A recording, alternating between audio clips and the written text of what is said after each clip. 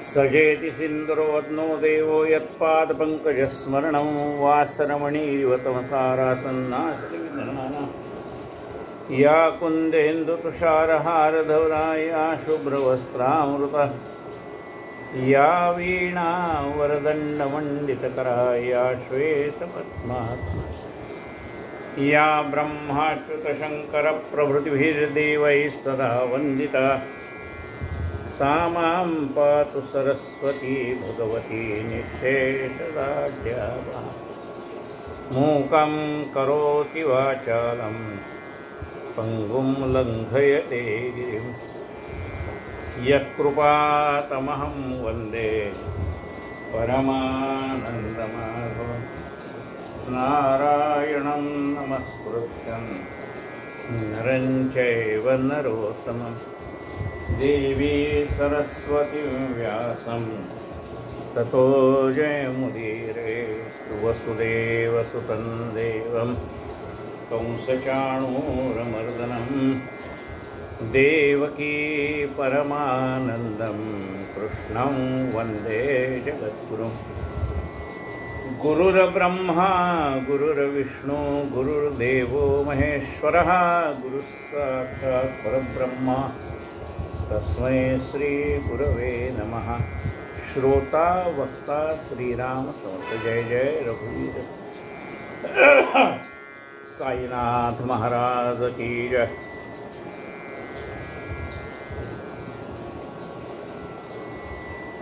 काल आपण साई चरित्रातला 4था अध्याय पाहतो। बाबांना सर्व सारखे। ओवी क्रमांक 47। राजा रंक दरिद्री दीन दयाचे दृष्टी समसमान स्वयं ठावान मानापमान भूती भगवान भरलेला जना सवे बोले चाले पाही मुंगळ्यांचे नाच चाळे गज्जल गाणे ऐकता डोले रेसन हाले समाधी जना सवे बोले चाले आलेल्या भक्तमंडळीशी संवाद चाललेला आहे। पाही मुरळ्यांचे नाच चाळे त्या ठिकाणी समोर आलेल्या ज्या काही कलावंत आहेत त्यांचे नृत्य ते पाहत आहेत बाबा। गज्जल गाणे ऐकता डोले कोणी काही कव्वाली म्हणते कोणी काही म्हणतं ते ऐकतात ऐकतात त्याला दाद पण देत आहे। रेस न हाले समाधी पण एवढं सगळं चाललेलं असताना सुद्धा मनामध्ये असणारी समाधी अवस्था ती काही भंग होत नाही। समाधी एक अवस्था आहे। समाधी घेणं निराळं आणि समाधी अवस्था निराळी। एकाग्रपणे ध्यान लावल्यानंतर समाधी अवस्था प्राप्त होते ती वेगळी आणि सर्व कार्यक्रम करत असताना सुद्धा सर्व जीवनातले कार्यक्रम करत असताना सुद्धा मन भगवंताच्या चरणी एकाग्र राहणं ही पण समाधीच आहे। म्हणजे तिथलं मन हलत नाही। म्हणजे समाधी अवस्थेमध्ये जे सुख मिळतं तेच चालत्या बोलत्या अवस्थेत मिळतं त्याला म्हणतात चालती बोलती समाधी। म्हणून असं म्हटलं की एवढे सगळे भक्तगणांचे कार्यक्रम चालू आहेत पण बाबांचं निश्चल मन जे आहे ते समाधी अवस्थेमध्ये आहे। त्या भगवंताच्या चरणावरती लीन झालेलं आहे। रेसन हाले समाधी समाधी ही अवस्था आहे। एखादा साधू संत गेल्यानंतर त्यांची समाधी बांधतात ती समाधी हे पूज्यस्थळ आहे आणि ही समाधी म्हणजे समाधी अवस्था आहे। मनाची स्थिरता मनाची एकाग्रता मनाची शांती। अल्लाह नामाची जया मुद्रा जग जागता जया ये निद्रा। अल्लाह नामाची जया मुद्रा अखंड अल्लाह अल्लाह हां अल्लाह भला करेगा म्हणजे मुखातनं कायम भगवंताचं नाम.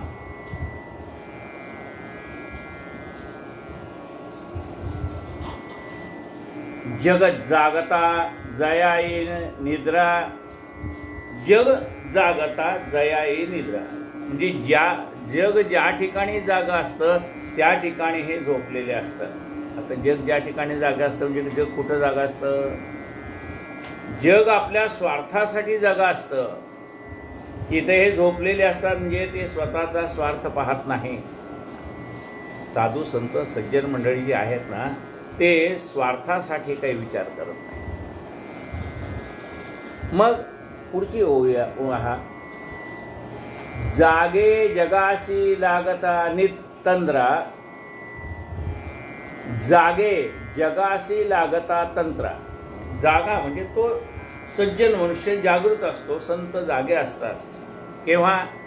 जेव्हा हे सामान्य माणसांना तंद्रा म्हणजे झोप लागलेली. आता सामान्य माणसाला झोप लागली म्हणजे आपण जी रोजची झोप घेतो ती नाही. सामान्य माणूस हा आपल्या आत्मोद्धारासाठी झोपलेला असतो. म्हणजे आत्मोद्धारासाठी तो काही खटपट करत नाही. मग तो सामान्य मनुष्य ज्याला आत्मज्ञानासाठी जो जागृत नाही म्हणजे कसा आहे? झोपलेला आहे. ज्याला आपलं स्वतःचं कल्याण कळत नाही. म्हणजे ज्या ठिकाणी त्याचं हित आहे त्या ठिकाणी तो झोपलेला आहे. कोण? सामान्य मनुष्य. पण त्या ठिकाणी संत जागे म्हणजे आपुल्या हिता जो असे जागता धन्य माता पिता तयाची. आपल्या स्वतःच्या कल्याणाचा म्हणजे परमेश्वर प्राप्तीचा विचार ज्याच्या मनामध्ये चाललेला आहे तो जागा आहे. आणि परमेश्वर प्राप्तीचा विचार ज्याच्यामध्ये चाललेला नाही तो झोपलेला आहे. जागा कुठे आहे? स्वार्थाच्या ठिकाणी जागा आहे आणि परमार्थाच्या ठिकाणी झोपलेला आहे. म्हणजे आत्मोद्धाराच्या ठिकाणी ज्याला तंद्री लागलेली त्या ठिकाणी संत जागे असतात. ते सदैव भगवंताच्या चिंतनामध्ये असतात. जग जागता जयाये निद्रा. जागे जगासी लागता तंद्रा. शांत समुद्रा सम उदर. शांत समुद्रा सम उदर. शांत आहे. शांती त्यांच्या ठिकाणी आश्रयाला आली असं समजा. संतांच्या ठिकाणी शांती कुठे? ते रोज घरात भांडणं चालली, शांती घरात जाते, ती जाऊन कुठे थांबते? संतांच्या जवळ. मग ही शांती आहे ती शांत. ही शांत अवस्था कोणाला प्राप्त झाली? संतांना. बर उदर कसं आहे संतांचं? समुद्रासम उदर. समुद्रासम उदर. उदर म्हणजे पोट. कसं आहे? समुद्रासारखं आहे. आता समुद्रासारखं उदर याचा अर्थ काय? समुद्रासारखं उदर म्हणजे पोट. समुद्रासारखं पोट आहे म्हणजे काय? समुद्रामध्ये पावसाळ्यामध्ये असंख्य नद्यांचं पाणी येऊन मिळालं तरी ते समुद्राच्या पोटामध्ये गडप होऊन जातं. तसे भक्तांचे अनंत अपराध संत पोटामध्ये घालत असतात. उदर आणि जर उदार म्हटलं तर संत उदार. उदर म्हणजे पोट आणि उदार म्हणजे दयाळू. म्हणजे संतांचं उदर पण चांगलं आहे आणि संत उदार पण आहे. समुद्रासम उदर. समुद्रासारखं त्यांचं पोट आहे म्हणजे समुद्र सर्व नद्यांना आपल्यामध्ये सामावून घेतो तसं संत भक्तांचे सगळे अपराध पोटामध्ये घेतात. आणि संत उदार आहेत असं ज्या वेळेला आपण म्हणतो त्यावेळेला संतांचा उदारपणा समुद्रासारखाच आहे. काय? समुद्राच्या पाण्याची वाफ होते आणि मग ते ढग पुन्हा वर्षाव करतात. म्हणजे असंख्य सूर्यकिरणाने जरी त्या समुद्रातल्या पाण्याची वाफ केली तरी समुद्र आहे तसाच आहे. तसं संतांनी जगाचं कितीही कल्याण केलं तरी संतांच्याकडे कल्याणाचा साठा आहे तसाच राहतो. आश्रम निश्चय काही न कळे. बाबांचं कळत नाही कोणता आश्रम आहे. वर्णाश्रम धर्म आपण पाहतो. ब्राह्मण क्षत्रिय वैश्य शूद्र असं. पण इथं बाबांना ते तत्व लागू पडावं म्हटलं तर ते कळत नाही त्यांचं निश्चित काय वर्णाश्रम धर्म आहे. तर म्हणजे ब्रह्मचार्य आश्रम आहे का गृहस्थाश्रम आहे का वानप्रस्थाश्रम आहे का संन्यासाश्रम आहे याचा काही थांग पत्ता लागत नाही.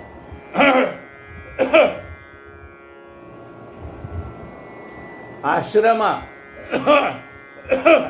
कोणत्या आश्रमात बाबा आहेत कळत. आश्रम म्हणजे हे ब्रह्मचर्य आश्रम, गृहस्थाश्रम, वानप्रस्थाश्रम, संन्यासाश्रम. आश्रम निश्चय काही न कळे, काही निश्चित कर्मा ना तळे.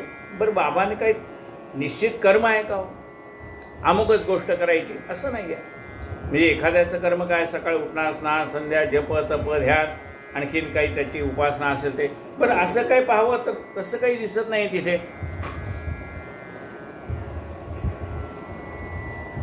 काही निश्चित कर्म ना तळे. जसं आपल्या उठल्यानंतर आपले काही निश्चित अशी कर्म आहेत, त्या कर्मातही बाबा बांधलेले नाहीत.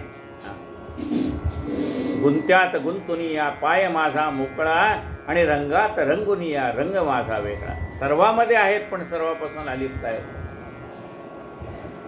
काही निश्चित कर्मांना तळे, बहुधा वैसल्या ठाईचा न ढळे, व्यवहार सगळे जो जाणे.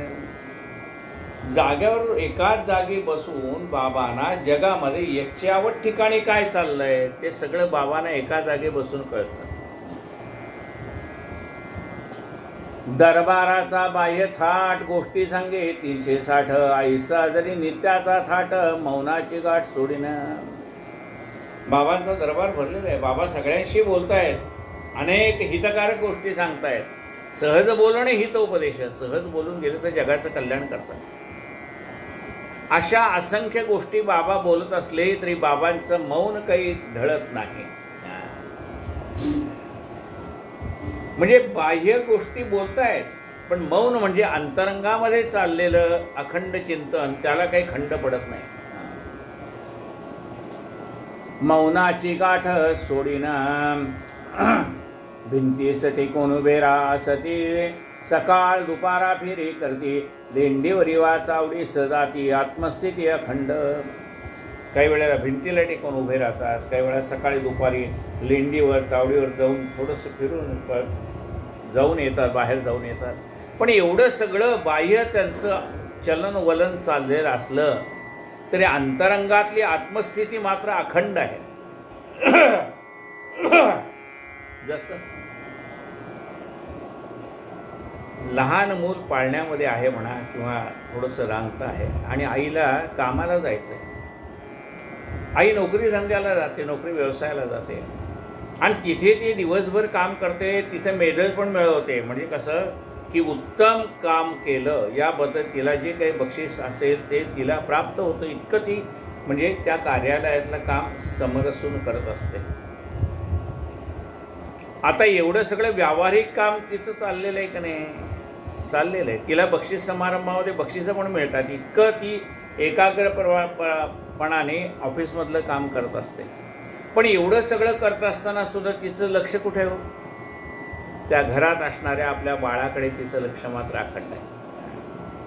म्हणजे ती गृहिणी जरी ऑफिसमधली म्हणा प्रपंचातली सगळी कामं करत असली तर तिचं लक्ष घार हिंडते आकाशी, तिचे चित्त पिलापाशी. तसं बाबा सर्व कर्म करत असले, दिसत असले, चालताना, बोलताना, फिरताना, लोकांना उपदेश करताना, कोणाच्या अंगावर रागवताना असं दिसत असले तरी त्यांचं चित्त जे भगवंताकडे लागलेलं आहे ते अखंड आत्मस्थिती काही भंग पावत नाही. आत्मस्थिती अखंड. न जाणू कवण्या जन्मांतरी, कवण्या प्रसंगी, कवण्या अवसरी, केले मी तप कैशा परी, घेतले पदरी साईने. हेमाडपंत म्हणतात मला कळत नाही असं कोणत्या जन्मामध्ये मी पुण्य केलं असेल की साईबाबाने मला पदरामध्ये घेतलं, आपल्या जवळ घेतलं, आपल्या सेवेमध्ये ठेवलं. काही जन्म कुठल्या जन्माची पुण्य असेल कळत नाही. न जाणू कवण्या जन्मांतरी, कवण्या प्रसंगी, कवण्या अवसरी, केले म्या तप कैशा परी, घेतले पदरी साईने. हे काय म्हणावे तपाचे फळ, तरी मी तो जन्माचा खळ, साईच सोय दीनवत्सल, कृपा ही निश्चळ तयाची. पण मी विचार करतो ह्या जन्मात काही पुण्य केलं का, तर नाही, या जन्मामध्ये मी खळच होतो म्हणाले. म्हणजे खोड्या करणं म्हणा, लोकांना नावं ठेवणं म्हणा, लोकांच्या मध्ये काही खोड्या काढणं म्हणा, असा माझा स्वभाव होता. म्हणजे व्यावहारिक दृष्टीने मी कोण होतो, खळ होतो. पण असा खळ असणाऱ्या माणसाला सुद्धा बाबांनी जवळ घेतलं. कृपा ही निश्चळ तयाची, त्यांची कृपा आहे. सिद्ध कोटीत जरी जतन, साधकायसे तयाचे वर्तन, वृत्ती निर्विवानी आतिलीन, राखी मन सकळांचे. म्हणजे बाबा जरी सिद्ध कोटीला पोचलेले असले तरी सुद्धा बाबा सगळ्यांची मन सांभाळीत होते. राखी मन सकळांचे, नाथाही जैसे पैठण, ज्ञानदेवाही आळंदी जाण, तैसेच साईनी शिर्डी स्थान, महिमा संपन्न केले की. ज्याप्रमाणे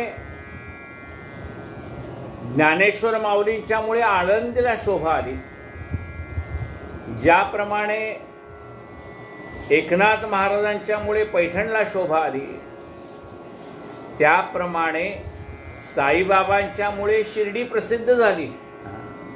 महिमा संपन्न केले की. म्हणजे संतांच्या सहवासाने त्या मातीलाही मोल चढतं. त्या ठिकाणची जी काही आहे म्हणजे क्षेत्र, ते क्षेत्र पवित्र होऊन जातं.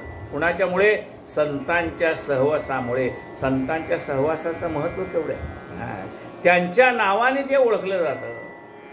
आळंदी माऊली, पैठण नाथ महाराज, शेगाव गजानन महाराज, गोंदवल्याचे महाराज, म्हणजे त्या सज्जनगड रामदास स्वामी, बेळगाव कलावती माता, म्हणजे ती किंवा अक्कलकोट साई स्वामी समर्थ, म्हणजे ती स्थानं त्या त्या संतांच्या नावाने ओळखली जातात. म्हणजे ते क्षेत्र त्यांनी पावन केलं कुणी संतांनी. त्या हे शिर्डी हे स्थान कुणामुळे प्रसिद्धीला आलं, कुणामुळे पवित्र झालं? ते शिर्डीला गेल्यानंतर आपण नतमस्तक होतो. आता एवढी त्या मातीला मोल चढले, कशामुळे? संतांच्या सहवासामुळे. नाथाही जैसे पैठण, ज्ञानदेवाही आळंदी जाण, तैसेचे साईने शिर्डी स्थान, महिमा संपन्न केले की. धन्य शिर्डीचे तृणपाषाण, अनायासे दयानुदिन, घडले बाबांचे चरणचुंबन, पदरज धारण मस्तकी. त्या शिर्डीतले जे काही मातीचे कण आहेत तेही धन्य आहेत, जी गवताची पाती आहेत तीही धन्य आहेत, तिथले असणारे दगडही धन्य आहेत. का? त्यांच्यावरनं बाबांचे चरण घेत चाललेले आहेत. त्या चरणाचा स्पर्श त्या धुलीकणांना झालाय, त्या चरणाचा स्पर्श त्या गवतांच्या पात्यांना झालाय, त्या चरणाचा स्पर्श त्या ठिकाणी असणाऱ्या दगडांना झालाय. म्हणून ते काय झाले? पवित्र झाले. पंढरपूरला गेल्यानंतर आपण जे चंद्रभागेच्या किनाऱ्याला वाळू आहे तिथे नमस्कार करतो. का? त्या ठिकाणी संत नाचलेले आहेत, भगवंताच्या नामस्मरणामध्ये तल्लीन होऊन गेलेले. म्हणजे ती धरती संतांच्या पायाने पवित्र झालेली आहे. शिर्डीचा मा पंढरपूर, शिर्डीचं जगन्नाथ द्वारकानगर, शिर्डीच गया काशी विश्वेश्वर रामेश्वर ही शिर्डीचं. शिर्डीचा मा बद्रिकेदार, शिर्डीचं नाशिक त्र्यंबकेश्वर, शिर्डीचं उज्जैनी महांकालेश्वर, शिर्डीचं महाबळेश्वर गोकर्ण. आम्हाला सर्व तीर्थाच्या इतकंच आम्ही त्यांना मानतो. कुणाला? शिर्डीला. किती कुणाच्या समान आहे शिर्डी?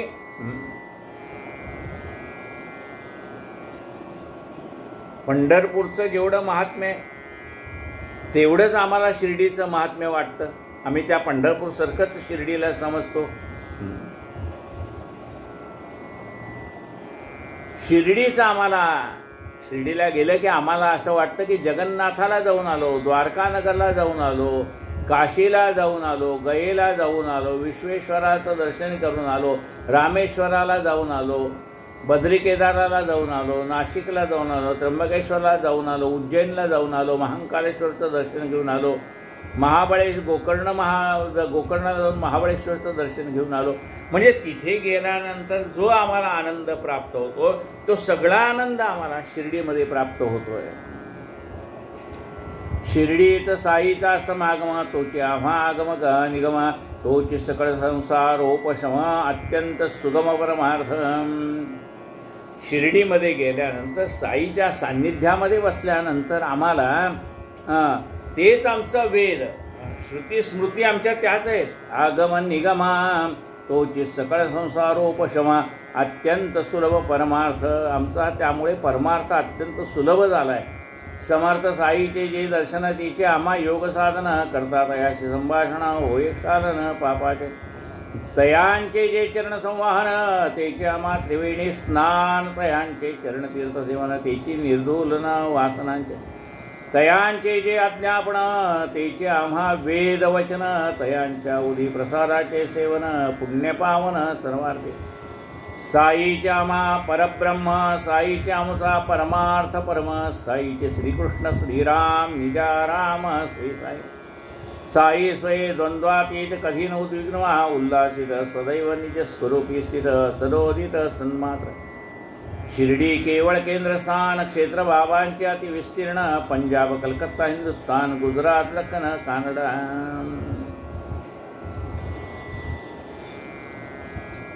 साईंचं दर्शन घेतलं की आम्हाला असं वाटतं की आम्ही योगसाधना केली आहे. साईंच्या बरोबर आम्ही भाषण केलं की आमच्या सर्व पापांचं क्षालन होऊन जातं.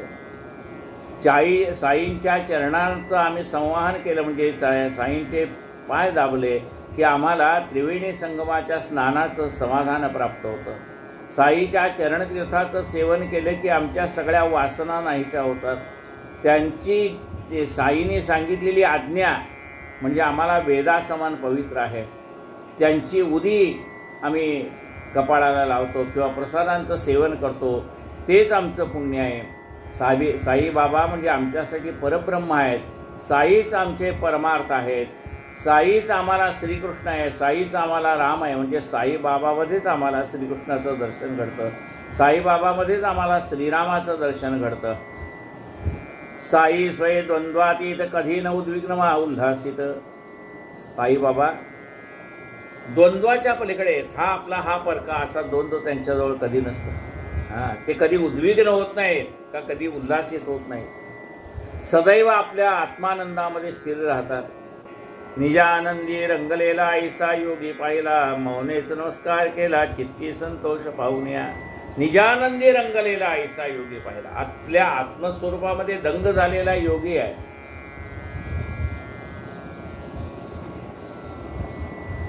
सदैव निजस्वरूपी स्थित सदोदित सन्मात्र. शिर्डी केवळ केंद्रस्थान क्षेत्र बाबांच्या ते विस्तीर्ण. शिर्डी हे एक निवासस्थान बाबांचं जरी असलं तरी बाबा सर्वत्र व्यापून राहिलेले आहेत. कुणाला पंजाबामध्ये दिसले, कुणाला कलकत्त्यामध्ये दिसले, कुणाला गुजरातमध्ये दिसले, कुणाला दख्खनमध्ये दिसले, कुणाला कर्नाटकात दिसले. बाबांचं स्थान सर्व ठिकाणी बाबा आपल्या भक्तांचं कल्याण करतात.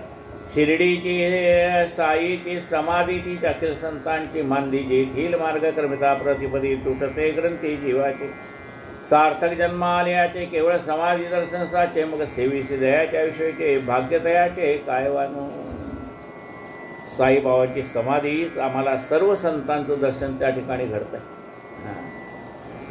साईबाबांच्या समाधीचं दर्शन झालं म्हणजे आमच्या जीवनाचं सार्थक झालं असं आम्हाला वाटतंय. मग ज्यांच्याकडून बाबांची सेवा घडते त्यांचं भाग्य किती वर्णन करावं. मशीद आणि वाड्यावरील सुंदर निशाणांच्या हरी.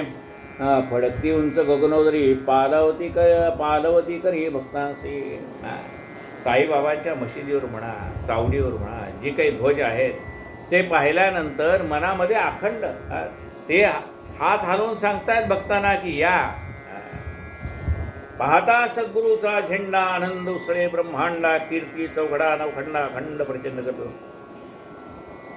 तो सद्गुरूचा झेंडा पाहिल्याबरोबर पाहता सद्गुरूचा झेंडा आनंद उसळे ब्रह्मांडा. कीर्ती चौघडा नवखंडा अखंड प्रचंड करतो. तमरज सत्वाती तेथे होता सद्गुरुनाथ. ऐसी तीन द्वारे नेमस्त पुढे मात काय सांगू. तो झेंडा पाहिला, ध्वज पाहिला की मनामध्ये आनंदाच्या लहरी निर्माण होतात. बाबा महंत प्रसिद्ध कीर्ती गावोगावी पसरली महती. कोणी तया सत्श्रद्धा नवसती दर्शनी जनकोणी. लांब पर्यंत बाबा असं म्हणतात की ही जी कीर्ती आहे ती रुजते आणि लांब निघून जाते. याचा अर्थ काय की त्यांची कीर्ती लांबपर्यंत पोहोचली जाते. ही सुद्धा कोण पोहोचवतं? परमात्माच संतांची कीर्ती लांबपर्यंत पोहोचवतात. बाबा महंत प्रसिद्ध कीर्ती गावोगावी पसरली महती. गावागावामध्ये त्यांचं नाव चर्चेलं जायला लागलं. कोणी श्रद्धापूर्वक त्यांना नमस्कार करतायत, कोणी दर्शनानेच मनाचं समाधान करून घेत आहेत. कोणाचे कैसेही मनोगत असो बुद्धी शुद्ध वा कुत्सित दर्शन मात्रेची निवे चित्त जनविस्मित अंतरी. कुणी श्रद्धापूर्वक येत आहे तर कुणी श्रद्धा मनामध्ये नाही, पण चला जाऊन बघू तरी काय शिर्डी आहे, काय आहे, काय साईबाबांचं एवढं नाव घेतलं जातं म्हणून कुणी कुत्सित बुद्धीने पण येतं. पण बाबा दोघांचे कल्याण करतात. म्हणजे जे भक्त आहेत त्यांची श्रद्धा दृढ करतात आणि जे कुत्सित आहेत त्यांच्या मनातला कुत्सित भाव काढून टाकतात. कोणाचे कैसेही मनोगत असो बुद्धी शुद्ध वा कुत्सित दर्शन मात्रेची निवे चित्त जनविस्मित अंतर्य. पंढरीत विठ्ठल रुक्माई यांच्या दर्शनीची नवलाई तेची विठ्ठल दर्शन दे बाबा साई शिर्डीत. पंढरपूरला गेल्यानंतर पांडुरंगाच्या दर्शनाने जो आनंद होतो तोच आनंद, तेच विठ्ठलाचं दर्शन आम्हाला बाबांनी शिर्डीत घडवलंय.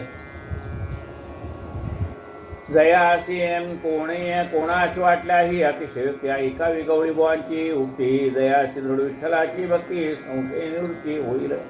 कुणाला असं वाटलं नाही बाबा हे नुसतंच म्हणताय की बाबामध्ये विठ्ठल दिसतात असं कोणी नुसतंच म्हणत असेल नाही म्हणाले. त्याबद्दलची एक कथा ऐका.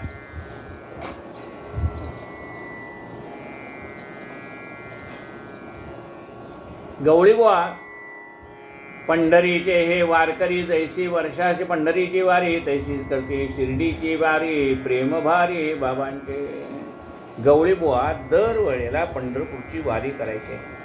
जशी पंढरीची वारी करायचे तशी शिर्डीची पण वारी करायची.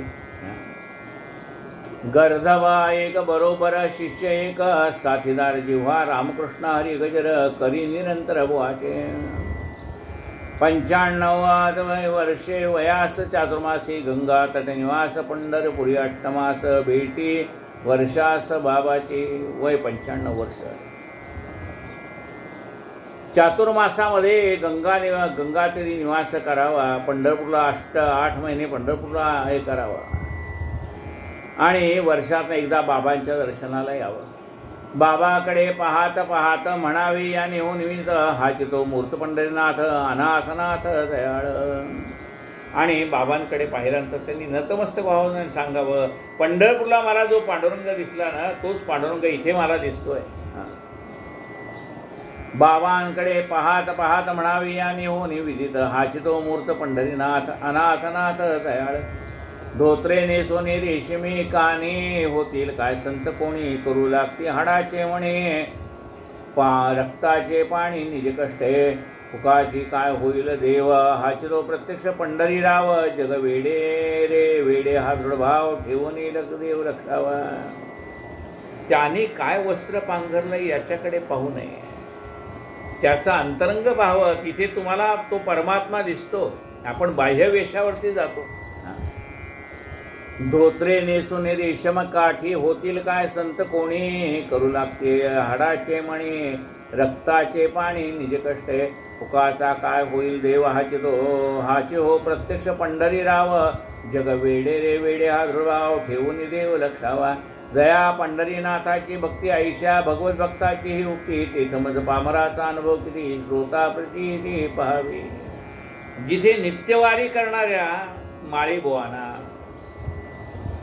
गवळीबुवांना जिथे नित्यवारी करणाऱ्या गवळीबुवांना साईबाबांच्या मध्ये पांडुरंगाचं दर्शन झालं तेवढा आपला भाव शुद्ध झाला की आपल्यालाही दर्शन होईल.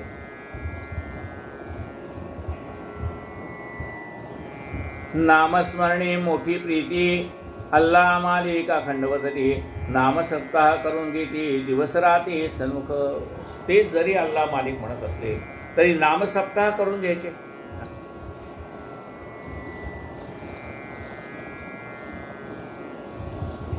आज्ञा एकदा दासगणूला नामसप्ताह मांडावयाला होता गणुदास विनवी तयाला विठ्ठल प्रगटला पाहिजे. दासगणू महाराजांना सांगितलं तुम्ही आता नामसप्ताह करा. तेव्हा दासगणू महाराज म्हणाले की नामसप्ताह करूयात पण त्या ठिकाणी प्रत्यक्ष पांडुरंग प्रगट झाला पाहिजे. बाबा तो छाती साथ लाविती दासगणूशी निश्चित वदती हो हो प्रगटेल विठ्ठल मूर्ती भक्तभावार्थी पाहिजे. हो म्हणाले पांडुरंग प्रगट होईल पण तेवढ्याच भक्तिभावाने ते कीर्तन म्हणा प्रवचन म्हणा नामस्मरण म्हणा केलं गेलं पाहिजे.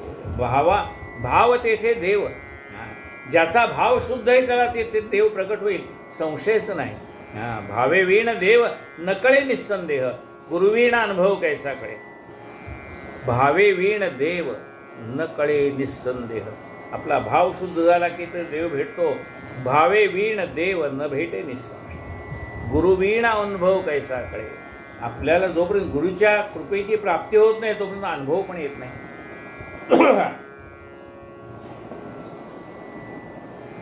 हो हो प्रगटेल विठ्ठल मूर्ती भक्त भावार्थी पाहिजे. डाकुरनाथाची डंकपुरे अथवा विठ्ठलाची पंढरी इति अतिही चरण छोड द्वारका नगरी जाणेन दुरी पहावया. हो म्हणाले ज्याप्रमाणे डाकूरला भगवान गोपालकृष्ण आहे, पंढरपूरला पांडुरंग आहे, द्वारका नगरीला रणछोडदास आहे.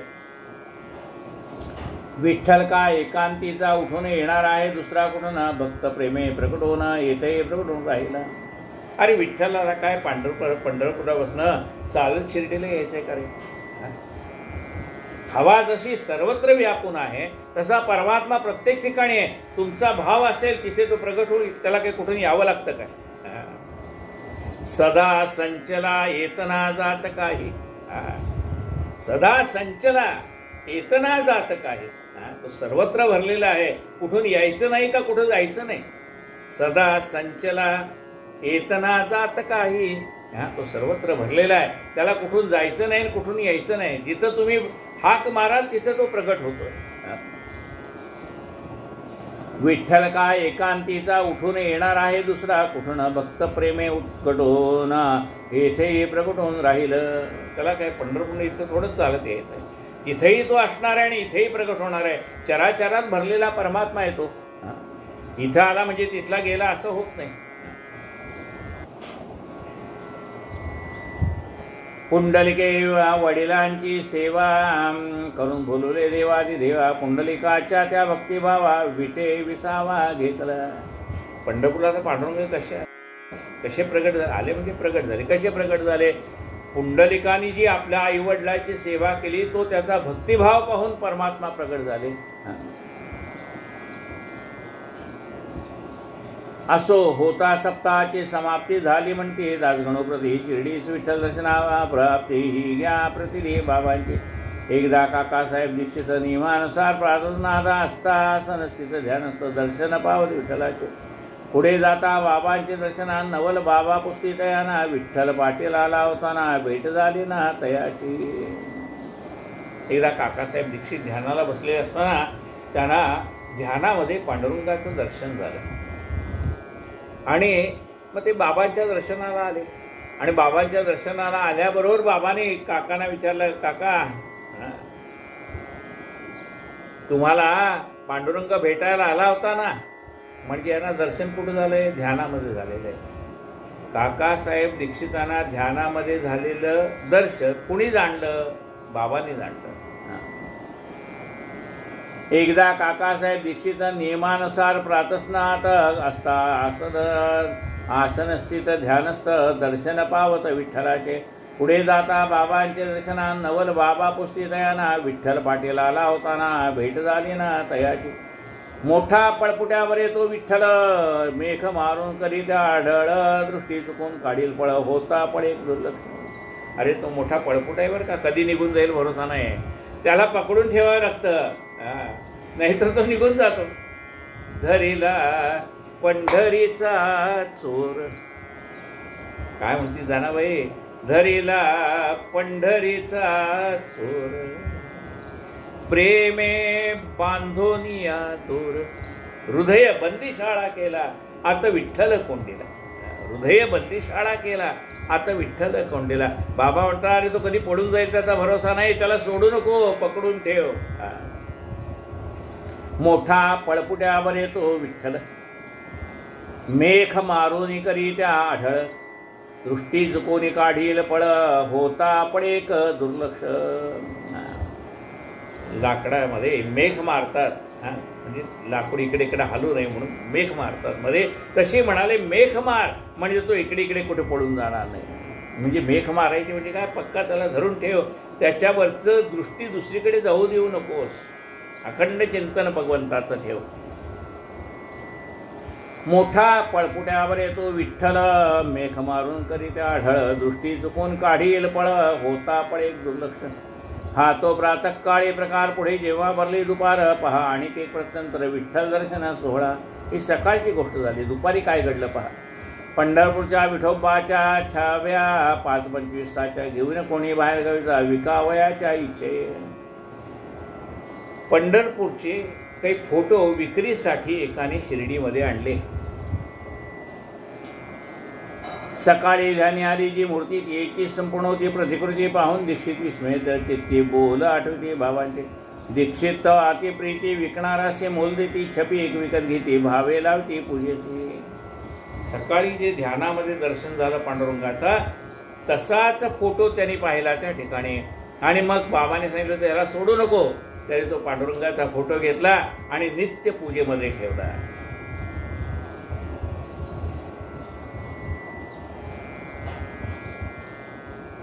काय होतं, आपलं ध्यान जोपर्यंत पूर्ण होत नाही, म्हणजे कसं ध्यान झालं पाहिजे. पेरू म्हणला की पेरू नजरेसमोर येतो का नाही, आंबा म्हणला की आंबा नजरेसमोर येतो का नाही, केळ म्हणलं की केळ नजरेसमोर येतो, सफरचंद म्हणलं की सफरचंद नजरेसमोर येतं. तसं विठ्ठल म्हणला की विठ्ठल नजरेसमोर आला पाहिजे. राम म्हणला की राम नजरे, बाबा म्हणलं की बाबा नजरेसमोर आले पाहिजे. असं ते परमात्म्याचं चित्र आपल्या मनामध्ये ठसलं पाहिजे. म्हणून आपल्या घरामध्ये आपण त्यांचे फोटो ठेवतो.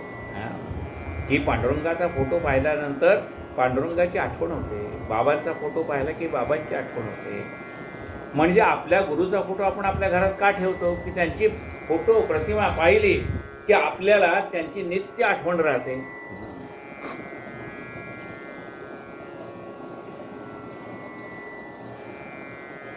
विठ्ठल पूजने साईचा आदराणी एक कथानक सुंदर परिसावोत श्रवण मनोहर आनंद निर्भर मानसे. भगवंत क्षीरसागर विठ्ठल वडील विठ्ठल भक्त प्रवर पंढरपुरासी वारंवार फेरी वरचेवर करीत. घरात होती विठ्ठल मूर्ती, वडील पंचत पावल्यावरती झाली पूजा नैवेद्य समाप्ती. श्राद्ध इथे ती राहिली. घरामध्ये वडील विठ्ठलाची पूजा करत होते. आई वडिलांना देवाची भक्ती असते.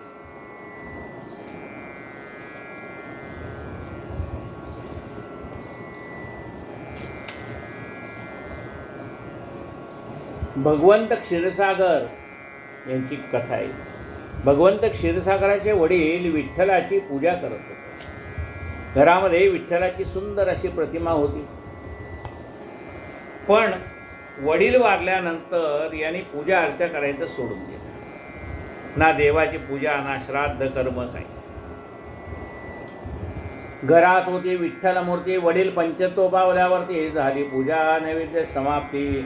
श्राद्ध तिथीही राहिली नाही. वारीची कथा वार्ता भगवंत शिर्डीस येता. बाबा आठवण तयाचा पिता म्हणते तो होता दोस्त माझा. हे क्षीरसागर दर्शनाला आले बाबांच्या. त्याला पाहिल्यावर त्याच्या वडिलाची आठवण झाली बाबांना. आणि बाबा काय म्हणतात, अरे तुझे वडील माझे मित्र होते का, तेही परमात्म्याची उपासना करणारे आणि मीही परमात्म्याचीच उपासना करणारा. त्याची नावं वेगवेगळी आहेत परमात्म्याची. मी त्याला अण्णा म्हणतो, तुम्ही त्याला पांडुरंग म्हणा, कृष्ण म्हणा, विठ्ठल म्हणा, तुम्हाला जे आवडेल त्या नावाने त्याला हाक मारा. घरात होती विठ्ठल मूर्ती, वडील पंचतोपावल्यावरती झाली पूजा व नैवेद्य समाप्ती, श्राद्ध तिथी राहिली नाही वारीची कथा वार्ता. मग पूजाच जर राहिली पंढरपूरच्या पांडुरंगाची, म्हणजे घरात असलेल्या प्रतिमेची, तर वारीला कधी जाईल तो? जर घरात जर देवाची पूजा करत नाही, जर आईवडिलांचं श्राद्ध करत नाही, तो वारीला पंढरपूरला कधी जाईल? नाही वारीची कथा वार्ता भगवंत शिर्डीसे, भगवंतराव शिर्डीसे बाबा आठवण तयाचा पिता म्हणत्या, तो होता दोस्त माझा, हा त्या माझ्या स्नेहाचा सुद्धा म्हणून वा यासी मी आणला खिचित, नाही कधी हा नैवेद्य करीत उपाशी ठेवीत मजला हे. म्हणले हा माझ्या मित्राचा मुलगा आहे म्हणून त्याला खेचून मी इकडे आणलंय कुठे शिर्डीला, हा मला रोज उपाशी ठेवतो. आपण आपल्या घरातल्या देवाला नैवेद्य दाखवत लागते. तो म्हणले हा मला साधा नैवेद्य पण दाखवत नाही, मला उपाशी ठेवतो. विठ्ठलासी ही ठेवी उपाशी म्हणून शिर्डीस आणले यासी, आता दिन आठवणीशी लावीन पूजेशी. त्याला त्या पांडुरंगाला हा उपाशी ठेवतोय, त्याच्या वडिलांनी एवढी त्या पांडुरंगाची सेवा केली आणि हा त्या पांडुरंगाला उपाशी ठेवतोय. आता याला पूजा करायची गोडी लावी. विठ्ठलासी ठेवी उपाशी म्हणून शिर्डीस आणले यासी, आता दिन आठवणीशी लावीन पूजेशी. त्याला एकदा पर्व विशेष जाणून करावे प्रयाग तीर्थी, स्नान दास गणूचे झाले म्हण झाले आज्ञापन घ्यावया. आणि मग भगवंतरावांना क्षीरसागरांना आपली चूक कळली. आपल्या वडिलांनी एवढी देवाची उपासना केली ना, आपण त्याची साधी पूजा अर्चाही करत नाही याची त्यांच्या मनाला खंत लागली आणि मग ते नित्य भगवंताची पूजा करू लागले. एकदा पर्व विशेष जाणून करावे प्रयाग तीर्थी, स्नान दासगणूचे झाले म्हणून आले आज्ञापन घ्यावया. एकदा पर्व होतं, पर्व म्हणजे कुंभमेळा होता आणि बाबा दासगणू महाराजांना, संत दासगणू महाराजांना असं वाटलं की आपण प्रयाग तीर्थाला जाऊन स्नान करावं, कुंभमेळ्यामध्ये जाऊन स्नान करावं. एकदा परविशेष जाणून करावे प्रयाग तीर्थी स्नान, दासगणूचे झाले म्हणा आल्या आज्ञापन घ्याव्या. बाबा देते प्रत्युत्तर न लगे तदर्थ जाणे दूर, हेचे आपले प्रयाग तीर्थ विश्वासर दृढ म्हणे. अरे कशाला इतक्या लांब जातो? इथेच सगळी तीर्थ आहे. संतांच्या चरणाजवळ सर्व तीर्थांचा वास असतो, कारण ती पवित्र होण्यासाठी संतांच्या जवळच येतात ना. खरे सांगावे काय बाबा देते प्रत्युत्तर न लगे तदर्थ जाणे दूर, हेचे आपले प्रयाग तीर्थ विश्वासर दृढ म्हणे. खरेचे सांगावे काय कौतुक बाबांची चरणी ठेवता मस्तक, उभया अंगुष्टी निथळले उदक, गंगा यमुनोदक पाझरले. आणि दासगणू महाराजांनी जेव्हा बाबांच्या पायावर डोकं ठेवलं तेव्हा बाबांच्या चरणातनं तीर्थ बाहेर आलं. गंगा यमुनोदक, गंगेचं आणि यमुनेचं पाणी तीर्थ बाबांच्या पायातनं स्त्रवलं. गंगा यमुनोदक पाझरले, पाहून या तो चमत्कार दासगणूशी आला गैवर, काय बाबांचा मधुकार फुटला पाझर नैनासी. आणि बाबांच्या पायातनं चरणतीर्थ निघाल्याबरोबर दासगणू महाराजांना साईबाबांचा अधिकार कळला. बघा, आपण त्यांचे भक्त होणं निराळं आणि त्यांचा अधिकार कळणं निराळं. आपण एखाद्या गुरुचं भक्त होणं, गुरुनी दिलेली माळ गळ्यात घालणं, त्याने एखाद्याला आपण गुरु मानणं निराळं आणि त्या गुरुचा अधिकार आपल्याला कळणं निराळं आहे. गुरुनं मानणं ठीक आहे, पण गुरुचा अधिकार कळला पाहिजे आपल्याला. दासगणू महाराजांना गुरूंचा अधिकार कळला की सर्व तीर्थ यांच्या चरणाजवळच आहेत. पाहून या तो चमत्कार दासगणूशी आला गैवर, काय बाबांचा महदुकार फुटला पाझर नाही नसे. वैखरीशी चढले स्फुरण प्रेम आले उचमुळ, आघाद शक्ती अगतित लीला वर्णन करून समाधान पावले. दासगणूचे पद हे गोड, वेळीच पुरवावे श्रोत्यांचे कोड, म्हणून त्या प्रासादिक पदाची जोड देऊनी ओढ पुरवितो. आणि दासगणू महाराजांनी ते पाहिलं आणि दासगणू महाराजांना काव्यस्फूर्ती झाली. म्हणजे काव्य त्यांना येत होतं, पण त्यावेळेला स्फुरणं महत्त्वाचं आहे. त्यावेळेला ते मनात येणं महत्त्वाचं, त्याचं त्या स्फुरणशक्तीचं काव्यामध्ये रूपांतर झालं आहे. म्हणजे मनातला भाव शब्द रूपाने प्रगट झाला. अगाध शक्ती अघटित लीला, अगाध शक्ती अघटित लीला तव सद्गुरुराया, अगाध शक्ती अघटित लीला तव सद्गुरुराया, जड जीवा ते भविताराया तू नौका सदया।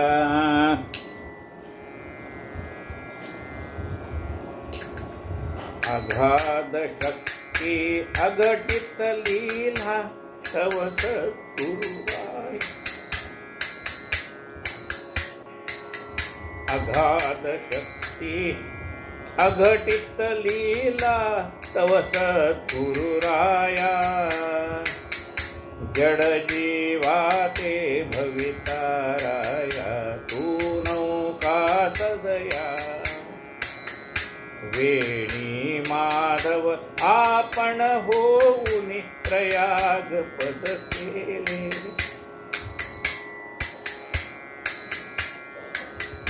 वेणी माधव आपण होऊन प्रयाग पद केले, गंगा यमुना द्वय प्रवाह दाखविले,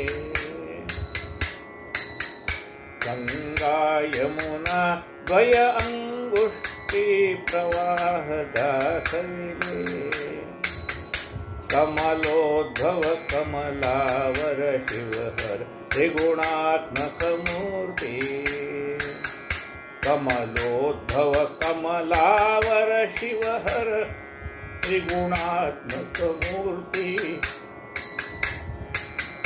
भूत होऊनी साई समर्था विचरसी भूवरती,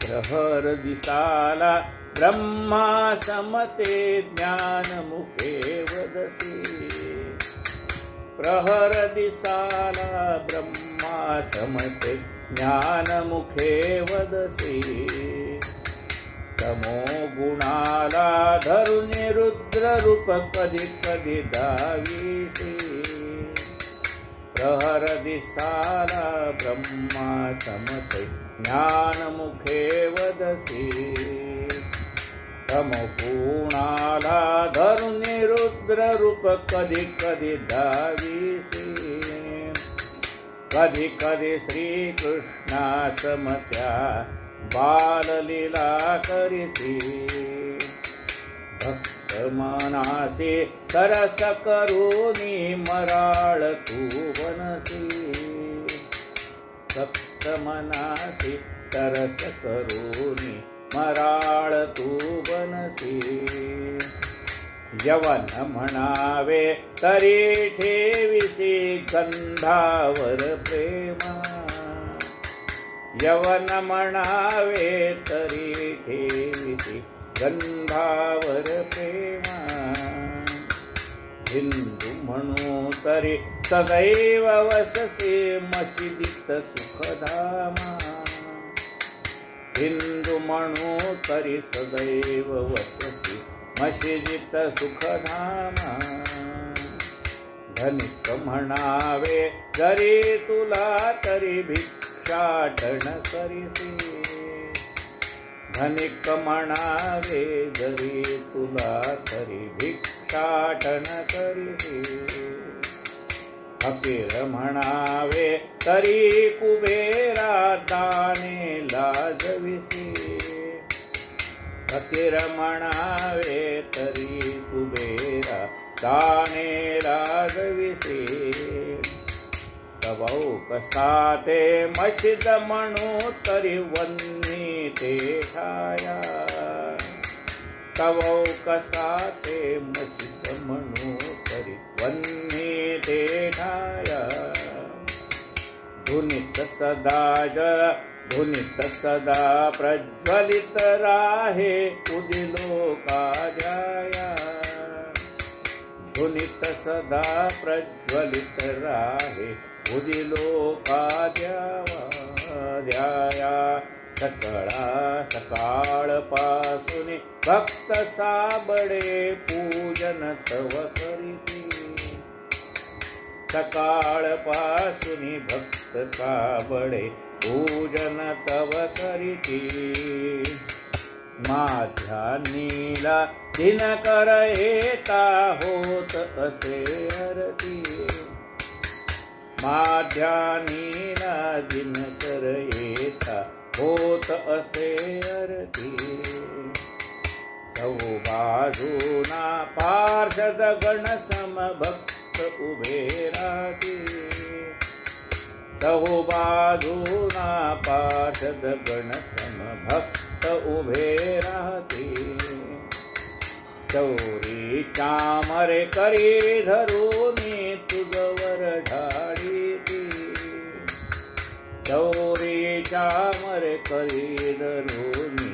तुझवरी ढाळीती शिंग कटाळे सुरसन या धण धणते ती घंटा शिंग कड्याळे सुरसन व्याधन धण धणते घंटा चोपदार ललकारती द्वारे घालुनिया पट्टा थोर चोपदार ललकारती द्वारे घालुनिया पट्टा आरती समयी दिव्यासनी तू कमलावर दिससी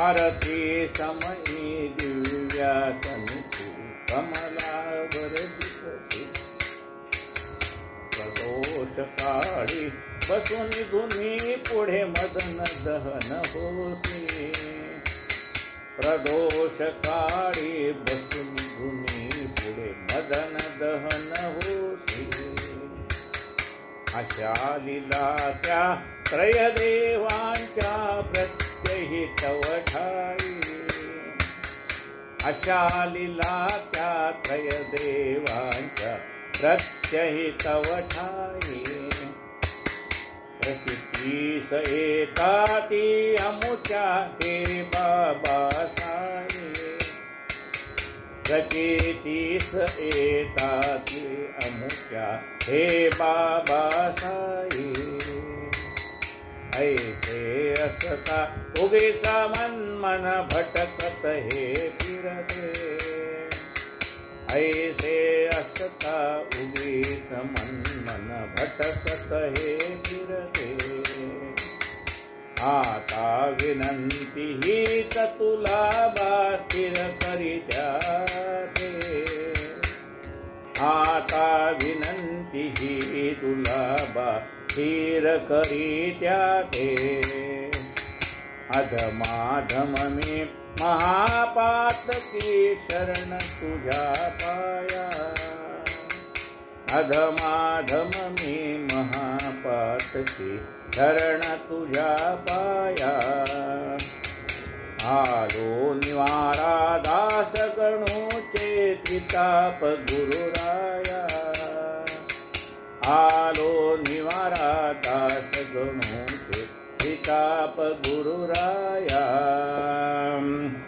सद्गुरु साईनाथ महाराज की जय।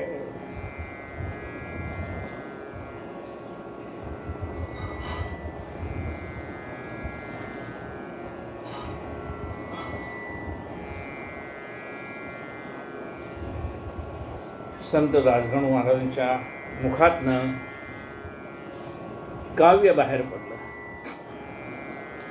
अधमाधम मी महा असो अघोर पापे धुवाया जनला जाता गंगेच्या ठाया गंगा लागे संतांच्या पाया निवारावया निज पापे सोडून या चरणा पवित्रा न लागे गंगा गोदा यात्रा भावे प्रसाया संत स्तोत्रा गोडचरित्रा साईच्या तैसा गोणाईस भागीरथीत रामा तमालास भागीरथीत नामा कबीर शिंपल्यात सुदैव प्राप्त झाले। या ठिकाणी मला तीर्थात स्नान झालं, गंगा आणि गोदावरीचं स्नान झालं। ज्याप्रमाणे गोणाईला भागीरथीमध्ये नामदेव भेटले आणि तमालाला भागीरथीमध्ये म्हणजे पंढरपूरच्या भीमरथीत गोणाईला कोण भेटले, शिंपल्यामध्ये नामदेव महाराज भेटले आणि भागीरथीमध्ये तमालाला शिंपल्यामध्ये कबीर भेटले। तमाला मागिरती तर नामा कबीर शिंपल्यात सुदैवे प्राप्त झाले. तैसेचे श्री साईनाथ तरुण 16 वर्षाच्या वयात निंबातळी शिर्डी गावात प्रथम भक्तार्थ प्रगटले. तसे साईबाबा 16 वर्षाच्या तरुण वयात निंब वृक्षाच्या खाली शिर्डीमध्ये प्रगट झाले भक्तांच्या कल्याणासाठी. ती कथा आपण आता उद्या ऐकूयात. कायेन वाचा मनसेंद्रियर्वा बुद्ध्यात्मना वा प्रकृती स्वभावात् करोमि यद्यं सकलं परस्मै नारायणाय समर्पयामि. अच्युतं केशवं रामनारायणं कृष्णदामोदरं वासुदेवं श्रीधरं माधवं गोपिकावल्लभं जानकीनायकं रामचन्द्रं भजे. हरे राम राम राम हरे हरे, हरे हरे कृष्ण कृष्ण कृष्ण हरे हरे, हरे राम राम राम हरे हरे, हरे कृष्ण कृष्ण कृष्ण हरे हरे. साईनाथ महाराज की जय.